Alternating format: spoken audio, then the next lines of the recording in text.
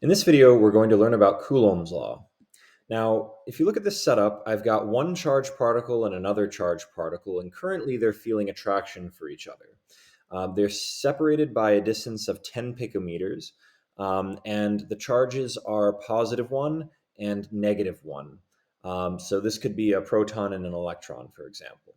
If I were to make charge 2 +1, notice that the magnitude of the force experienced by the particles would be the same, but the direction would be opposite. Now the arrows are pushing away from each other. But for the purposes of this video, we're going to focus on attraction between oppositely charged particles, similar to a nucleus and an electron, or a cation with an anion. So currently, again, the force experienced between these two particles is 2.31 times 10 to the -6 newtons. So if I double the charge of one particle, like say adding another proton to the nucleus, notice that I double the force experienced by these charged particles. And if I were to double the negative charge, notice that I double the force experienced again. Currently, we are at 4 times the original charge because we changed our +1 to +2 and our -1 to -2. So if I multiply these, I have -4. Initially, I had -1. Notice that also the force experienced by the particles has quadrupled as well, multiplied by a factor of 4. I'll go back again and you can see the difference. We have 9.23 times 10 to the -6. Now, if I cut the negative charge in half, we cut the force in half. And if I cut the positive charge in half, we cut the force in half again, which is a quarter of where we just were at the 9.26 times 9.23 times 10 to the -6 newtons. So what we can tell here is that the force experienced by charged particles is proportional to the product of the charges. And now we'll play with the distance between them. We've been stuck at 10 picometers of separation until now.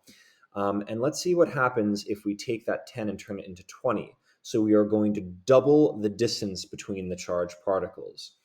And what we see is that by doubling the distance between them, we have cut the force of attraction by a factor of 4. This is now 1/4 of what it just was. So if we were to double it again, we go from 2.31 times 10 to the -6 to 5.77 times 10 to the -7th newtons, which is again dividing by a factor of about 4. So every time we double the distance of separation, we are cutting the force of attraction by a factor of 4.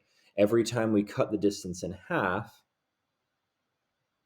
we quadruple the force of attraction. Notice currently we're at 20 picometers of separation. We have this force.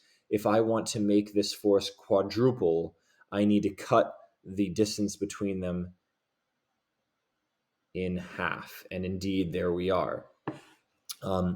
So what we have figured out here is that the distance of separation decreases the increasing distance of separation decreases force of attraction. Increasing charge increases the force of attraction. And what we come up with is that the force is equal to K, which is just a constant, times Q1 times Q2 over R squared. What this means is that the force of attraction is equal to some constant times Q1, the magnitude of charge 1, times Q2, the magnitude of charge 2, divided by R squared, that is the distance separating the charges, squared. Hope this video has been helpful. Let me know if you have any feedback or comments in the comment section below. Thank you.